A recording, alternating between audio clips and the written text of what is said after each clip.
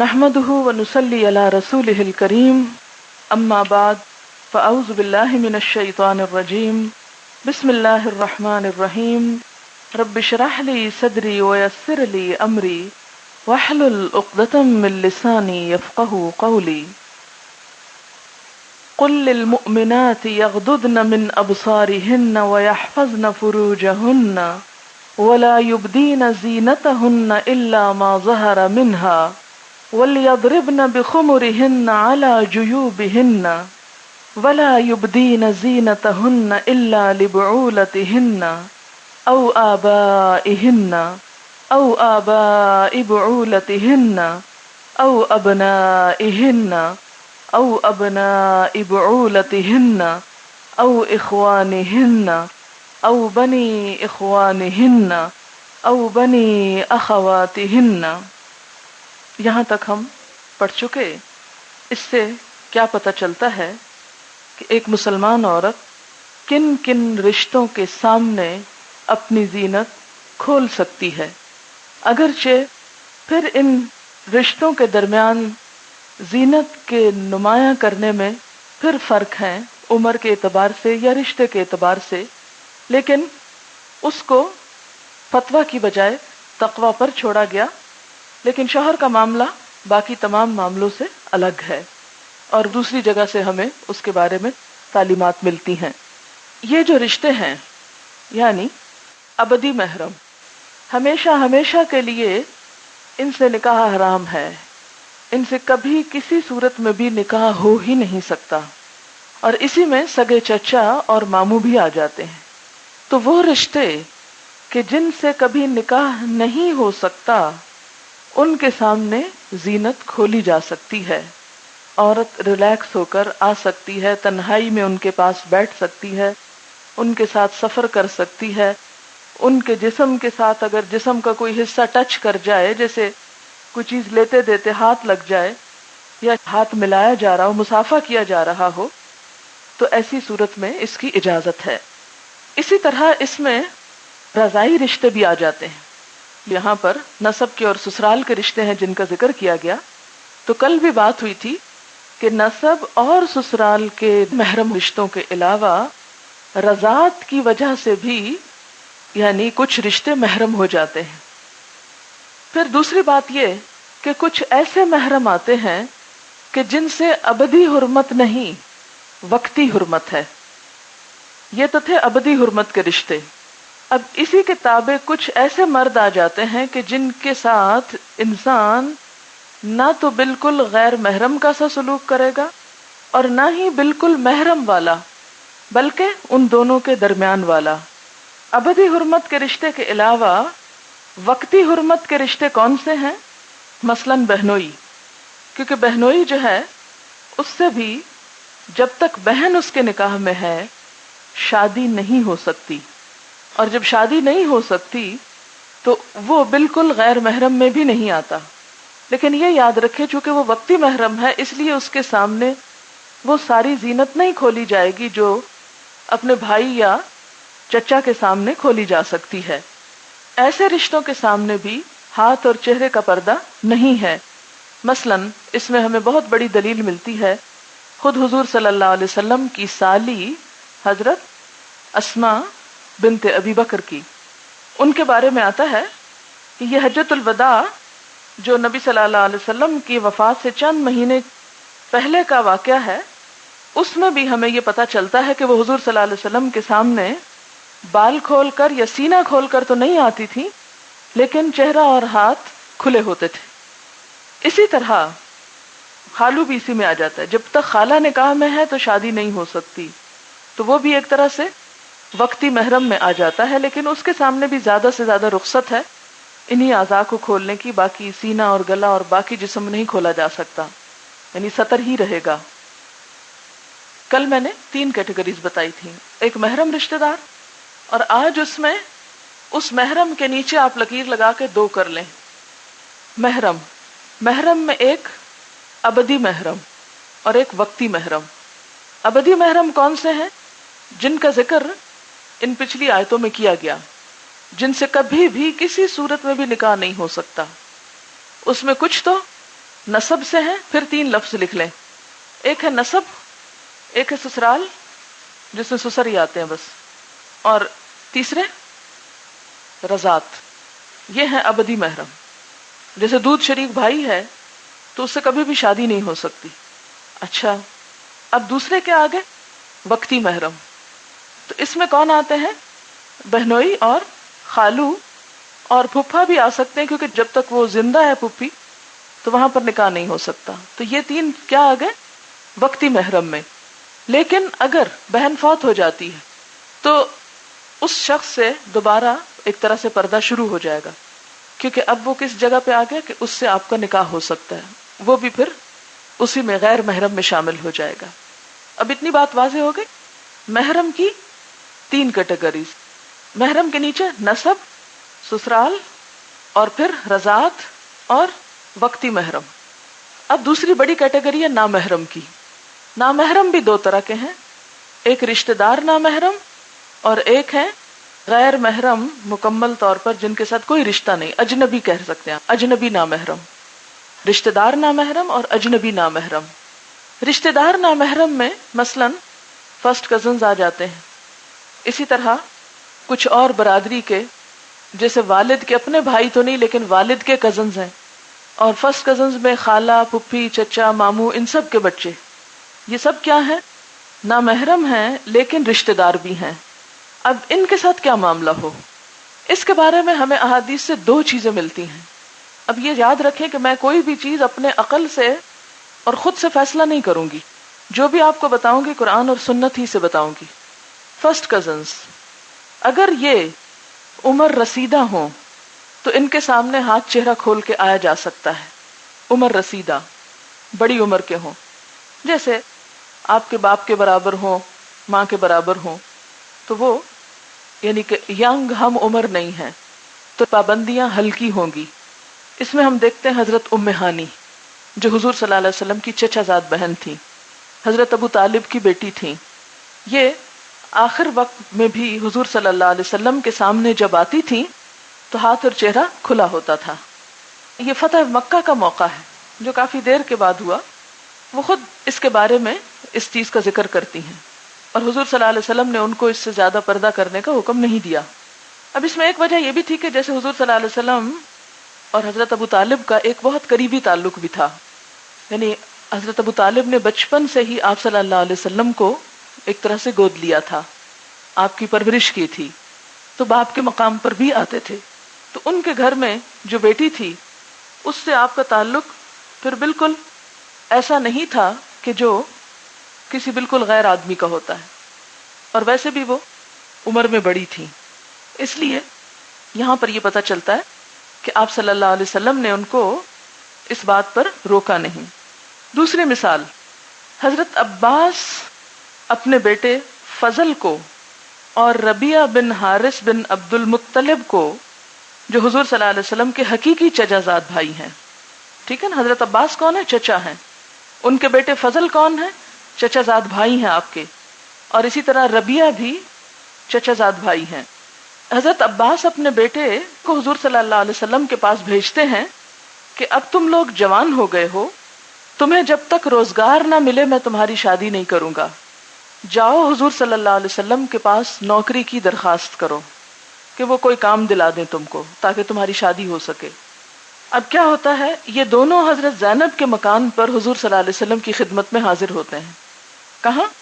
حضرت زینب کے مکان پر. حضرت زینب فضل کی حقیقی پھپھی زاد بہن ہے. حضرت زینب کون ہے؟ فضل بن عباس کی کیا ہے؟ پھپھی زاد بہن ہے. اور عبد المطلب بن ربیعہ کے والد سے بھی ان کا وہی رشتہ ہے جو فضل کا ہے، لیکن وہ ان دونوں کے سامنے نہیں ہوتی، اور حضور صلی اللہ علیہ وسلم کی موجودگی میں بھی ان کے ساتھ پردے کے پیچھے سے بات کرتی ہیں. اب یہ فرق کیوں ہے؟ فرق یوں محسوس ہوتا ہے کہ وہاں پر وہ عمر رسیدہ خاتون ہے، اور اس طرف حضرت زینب ابھی عمر کے اس حصے میں ہے، یعنی نوجوان خاتون ہیں. تو دونوں کے عمر کی وجہ سے اس بات میں فرق آ گیا. اب ایک عورت خود بھی یعنی کہ بڑی عمر کی ہو چکی ہے اور اس کا فرسٹ کزن بھی بڑی عمر میں ہے، تو پردے کی وہ پابندی نہیں ہوگی. لیکن اگر وہ دونوں ہی ینگ ہیں اور شادی کی عمر میں ہیں اور ایکسپیکٹڈ ہے کہ شادی بھی ہو جائے تو ایسی صورت میں احتیاط لازم ہے.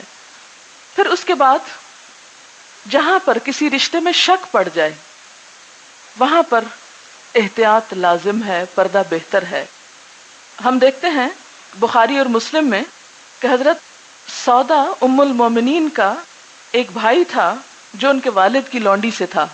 اس زمانے میں تو لونڈیاں ہوا کرتی تھی نا، اس لیے اس کے متعلق حضرت سعد بن ابی وقاص کو ان کے بھائی عتبہ نے وصیت کی کہ اس لڑکے کو اپنا بھتیجا سمجھ کر اس کی سرپرستی کرنا، کیونکہ دراصل وہ میرا بیٹا ہے.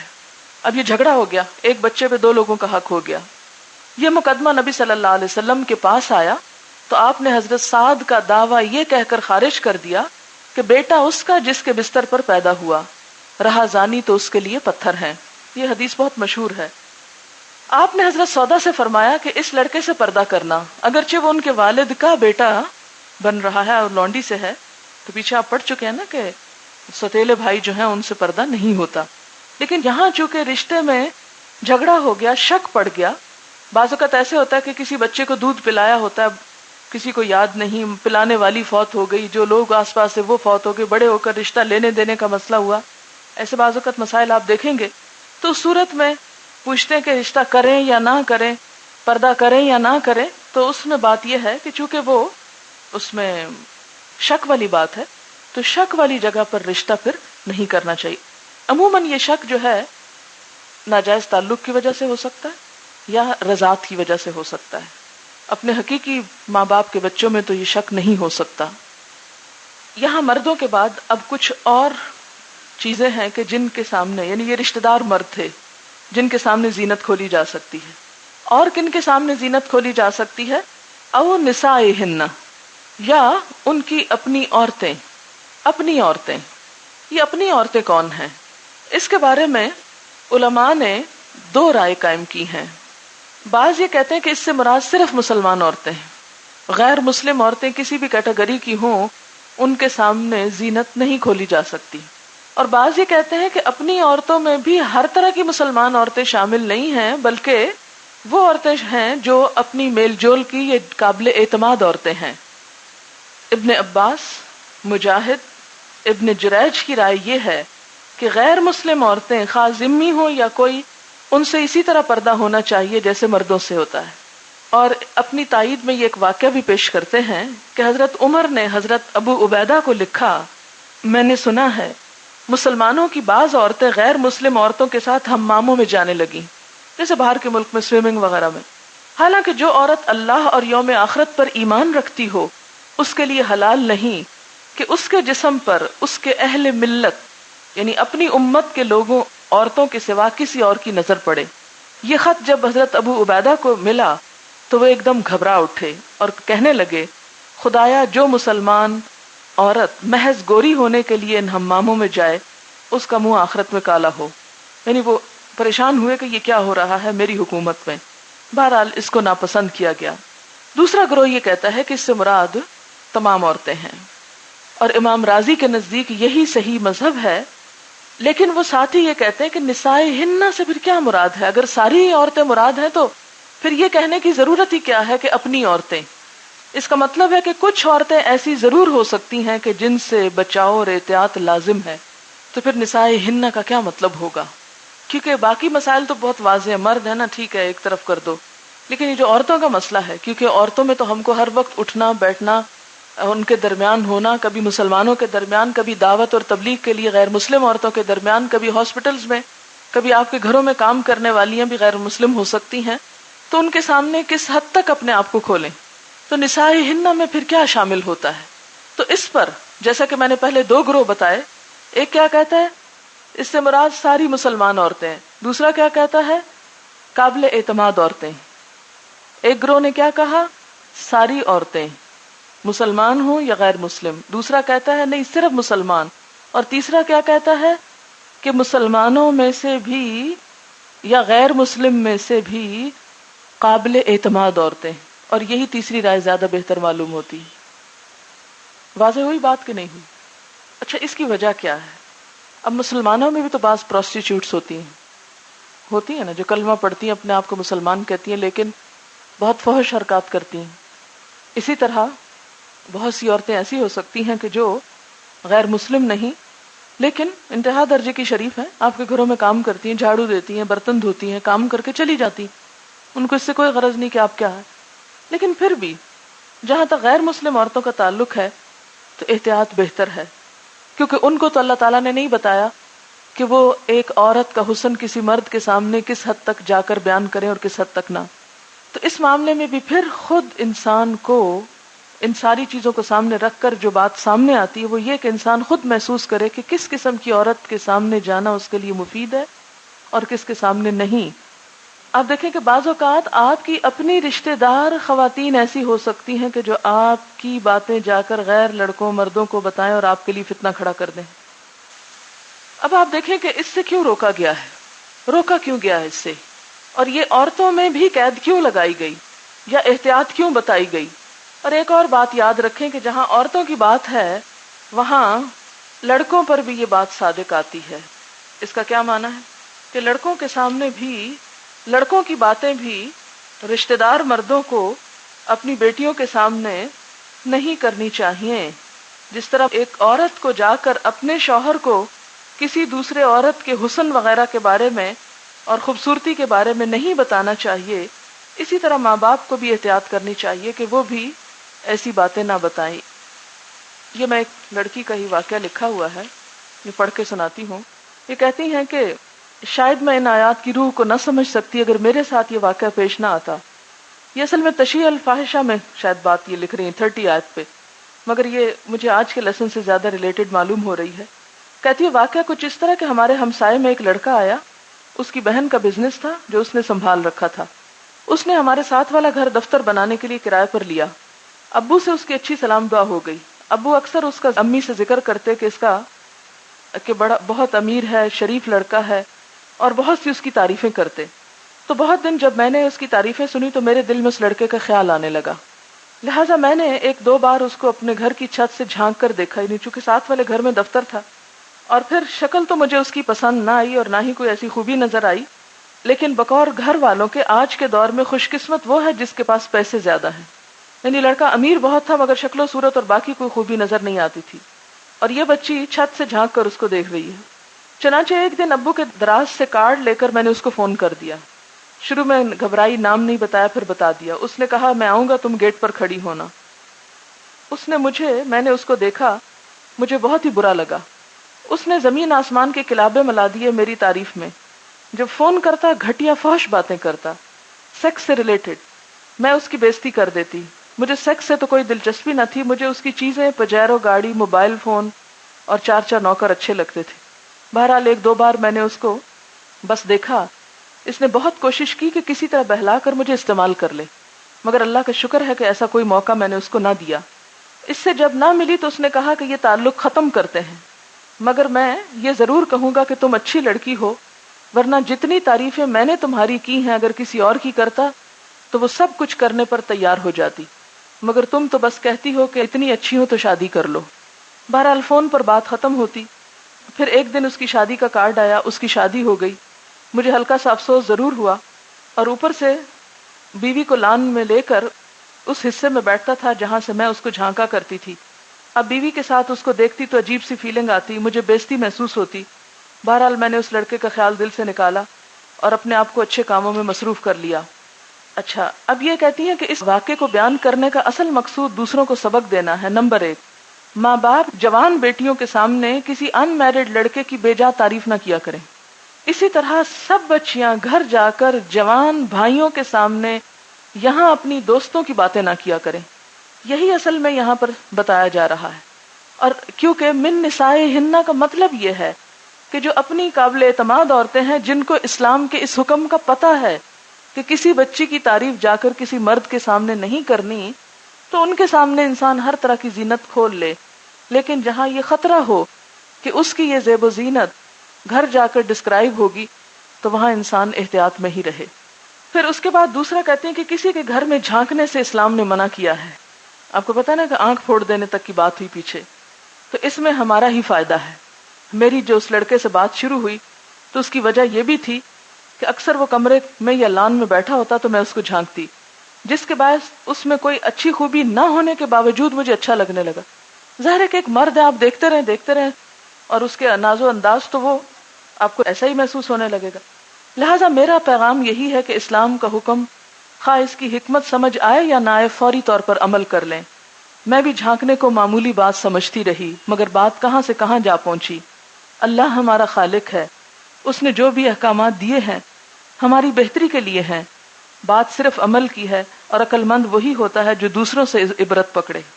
اب یہ جو واقعات بھی آپ کو سنائے جا رہے ہیں نا، اس کا مقصد بھی یہ نہیں ہے کہ نعوذ باللہ یہاں کوئی ان چیزوں کے طریقے بتائے جا رہے ہیں کہ جن لوگوں نے ایسا کوئی تجربہ نہیں کیا وہ کرنا شروع کر دیں.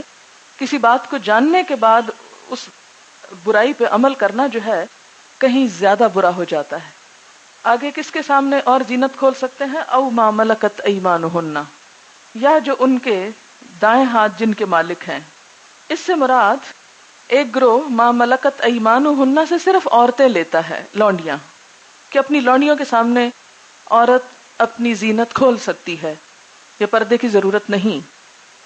اچھا، یہ جو عورت کے سامنے پردے کی بات ہے نا، تو اگر آپ ابھی بھی امارات وغیرہ میں جائیں تو آپ دیکھیں گے کہ وہاں کی عورتوں نے ایک خاص قسم کی چیز پہنی ہوتی ہے جس کو نقاب بولا جاتا ہے. وہ چمڑے کی یا معلوم نہیں کس مٹیریل کی ہوتی ہے، جیسے ہم اینک پہنتے ہیں نا، تو اس طرح وہ آنکھوں کی جگہ سے کھلا ہوا اور ناک کے اوپر اور یہ پہنا ہوتا ہے. مجھے ان کی رائل فیملیز میں جانے کا اتفاق ہوا ہے، اور وہاں پر خصوصاً یعنی میں ایک پاکستانی وفد میں تھی، اور شیخ زید کی بیوی اور اس کی جو بہویں تھیں، بہت ساری خواتین سے ملاقات ہوئی پرسنلی، لیکن ان میں سے کسی ایک کا چہرہ بھی ہم نے نہیں دیکھا. ہمارے درمیان بھی بیٹھ کر انہوں نے وہ اپنا جو برقع جس کو وہ بولتے ہیں یا نقاب بولتے ہیں وہ پہنے رکھا. حتیٰ کہ کھانا بھی ساتھ کھا رہے تھے، لیکن کھانا کھاتے وقت بھی وہ اس طرح کا شیڈ آگے ہوتا تھا کہ وہ آرام سے اس میں کھا رہی تھی. لیکن 2-3 دفعہ میری ملاقات ہوئی، لیکن میں نہیں جانتی کہ ان کی شکل کیا ہے. اگر وہ اس کے بغیر آئے تو میں شاید نہ پہچان سکوں. اچھا، ان کی رائل فیملیز میں یہ اپنے آپ کو عوام سے الگ کرنے کے لیے، اپنے آپ کو ایک زیادہ سپیریئر چیز شاید سمجھنے کے لیے یا بتانے کے لیے یہ رواج کے طور پر، میرا نہیں خیال کہ وہ اسے اسلام کے حکم کے طور پر لیتے، یہ صرف ایک رواج کے طور پر. تو میں سوچ رہی تھی کہ یہ رواج کیوں ہے؟ یہ رواج اس لیے کہ وہ اپنے آپ کو باقی قوم کے مقابلے میں قیمتی چیز سمجھتے ہیں. تو اسلام نے بھی جب عورت کو اپنا آپ ڈھانکنے کا حکم دیا تو اس لیے نہیں دیا کہ وہ اس کو قید کرنا چاہتا ہے یا عورت کے اوپر کوئی شک ہے، نہیں، اس لیے کہ عورت بہت قیمتی چیز ہے، اور جو جتنا قیمتی ہوتا ہے اتنا ہی اس چیز کو چھپا کر رکھا جاتا ہے. آپ کے گھر میں آپ دیکھیں کہ جو جتنی قیمتی جیولری، جتنی زیادہ قیمتی ڈیکوریشن پیس ہے، ان کو آپ شیشے کے اندر مزید پھر بند کر کے رکھتے ہیں کہ ان کے اوپر گرد و غبار نہ پڑے. عمرے پہ جائیں تو آپ دیکھیں گے کہ کچھ عورتیں مستقل وہ اوڑھے رکھتی ہیں، احرام کی حالت میں بھی اوڑھے رکھتی ہیں. تو وہ شاید اسی حکم پر عمل کرتے ہوئے کہ ہم نہیں جانتے ان اجنبی عورتوں کون ہیں کون نہیں، اور ہمارے بارے میں جا کر گھروں میں کیسے کمنٹس پاس کریں گی، ہماری زیب و زینت اور حسن کو کس انداز میں بیان کریں گی، اور ہمارے لیے فتنہ یا خرابی کا سبب نہ ہو، اس لیے وہاں پر یہ رواج آپ کو عام ملے گا. لہٰذا یہ جو آیا نا وہ ما ملکت ایمانہن، کہ جو ان کے دائیں ہاتھ جن کے مالک ہیں، تو یہ جو دائیں ہاتھ مالک ہیں اس سے مراد ایک گروہ نے صرف عورتیں غلام لیا ہے، اور دوسرا گروہ یہ کہتا ہے کہ نہیں، اس سے مرد غلام بھی مراد ہو سکتے ہیں. اس کی اجازت میں لونڈی اور غلام دونوں شامل ہیں. حضرت عائشہ، حضرت ام سلمہ اور بعض ائمہ اہل بیت کا یہی مذہب ہے. امام شافعی کا بھی یہی قول ہے. وہ اس میں ایک حدیث دلیل کے طور پر پیش کرتے ہیں کہ نبی صلی اللہ علیہ وسلم ایک غلام عبداللہ بن مسعدہ الفزاری کو لیے ہوئے حضرت فاطمہ کے ہاں تشریف لے گئے. وہ اس وقت ایک ایسی چادر اوڑے ہوئے تھیں جس سے سر ڈھانکتی تو پاؤں کھل جاتے، پاؤں ڈھانکتی تو سر کھل جاتا. نبی صلی اللہ علیہ وسلم نے ان کی گھبراہٹ دیکھ کر فرمایا، کوئی حرج نہیں، یہاں بس تمہارا باپ ہے اور تمہارا غلام. لیکن یہ غلام گھر کے نوکر نہیں ہیں. یہ غلام کون ہیں؟ جو زر خرید ہیں. یعنی آج کل تو اس چیز کا وجود ہی نہیں. عربوں کے ہاں نسل در نسل غلام ہوتے تھے. باپ غلام ہے تو اس کا بیٹا اس خاندان کا خود بخود غلام ہے، اور وہ آزاد نہیں ہوتے تھے. اب ایسے لوگ جو ہیں، جیسے آج کل بھی ہمارے جاگیردارانہ نظام میں آپ دیکھیں کہ نوکر ہوتے ہیں، پھر ان کے جو بچے ہوتے ہیں وہ بھی ایک خاندانی نوکر ہونے کا سلسلہ چلتا چلا جاتا ہے، اور وہ اتنے پسے ہوئے ہوتے ہیں اس غلامی اور مظلومیت میں کہ ان کے دل میں اپنے آقاؤں کے خلاف یا مالکہ عورت کے خلاف وہ جذبات عموماً نہیں ہوتے جو باہر کے کسی بھی آزاد انسان کے ہوتے ہیں. اس لیے غلاموں میں کون شامل ہوئے؟ راجح رائے کیا ہوئی؟ عورت بھی ہو گئی، مرد بھی ہو گئے.